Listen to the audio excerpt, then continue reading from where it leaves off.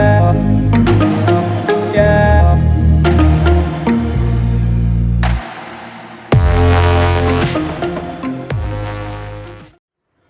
pulled up to the park to do my quarter MURPH.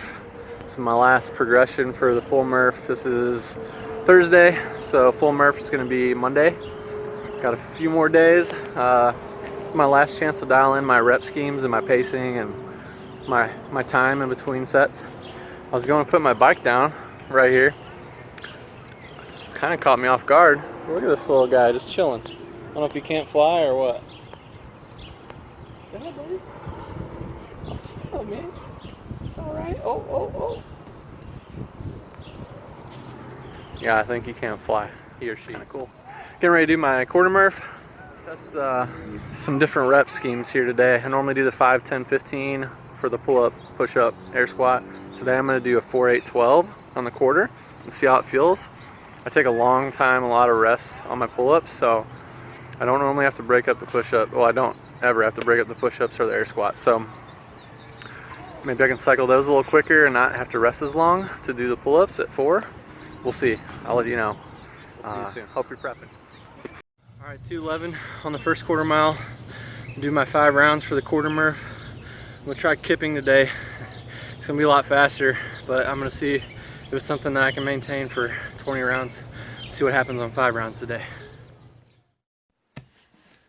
All right, welcome back to the channel, everybody. I'm gonna let this first round of 5, 10, 15 just play in regular speed, just so you can kind of see my pace here. I wrote down my times, and I pretty much averaged about 53 seconds a round to do my pull-ups, push-ups, and air squats. So this in total for a quarter MURPH, so 5 rounds, it took me like 5 minutes and 40 seconds. So I'm on a pretty good pace to get to that 45-minute time frame that I'm really wanting to get in, because that's a pretty competitive time. Not super competitive, but it's just a little bit slower than what the elite athletes do. So that's why I decided to do the kipping pull-ups this year. Changed my mind at the last second. I know I do still highly recommend doing the 4, 8, 12 rep scheme, or still the 5, 10, 15. I'm not changing my rep scheme, just changing the way I'm doing my pull-ups. So if you're interested in trying to learn how to do the butterfly kipping pull-up, there's plenty of tutorials out there. You can go to CrossFit.com's website, and they have a bunch of awesome instructional videos on it. But it's more of a conditioning type movement, so I don't do it very often, but I'm going to do it this year, I believe, just to see where my time falls with those elite athletes. So you can see here, I just try to basically count to like 10 in my head, and when I'm looking back at the video, I take anywhere from 15 to 20 seconds. So I guess I'm a pretty slow 10 count. But whatever break you need in between is fine. You're just trying to find that rhythm where you don't have to rest for a long period of time. While you're doing this workout, before, during, and after, just think about why you're doing it. This is a special workout. It's a hero workout. We're remembering someone that gave the ultimate sacrifice for our freedom, and other men and women the same. So you'll be reminded of that with your muscle soreness over the next few days after this, for sure. It's something that's a grinding type workout. It's going to take, about an hour for most people, give or take. If it takes a little more than that, that's okay.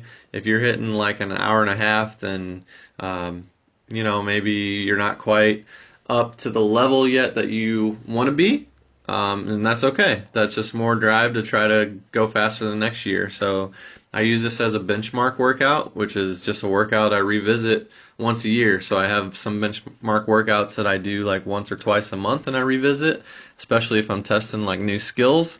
So while you're doing this one, just really kind of remember all those little quirks that helped you go faster, your feet position on the air squats, how hard you had to pull on the pull-ups, how you broke up your reps if it was different later on, different things like that. So things I'd highly recommend bringing is a towel to wipe off the bar, even wearing like sweat like a sweatband for your head or even for your wrist, because I always just have sweat dripping down my hands, which really affects my pull-up grip. So rosin bag or chalk really helps with that a lot. Yeah, otherwise just try to keep a straight, upright spine, keep breathing, enjoy it. I hope you're doing it with some friends. It makes it a lot more fun, more challenging, get a little competitive going there. And yeah, I hope you enjoy your weekend. I hope you enjoy the video. See you in just a sec.